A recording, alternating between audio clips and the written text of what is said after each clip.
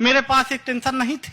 मैं मस्त मौला आदमी रास्ते से जा रहा था तो एक खूबसूरत लड़की ने मुझ जैसे खूबसूरत आदमी से लिफ्ट मांगा। अच्छा, मैं बहुत अच्छा आदमी, मुझे लिफ्ट मांगा, यही मेरे लिए टेंशन की बात हो गई थी।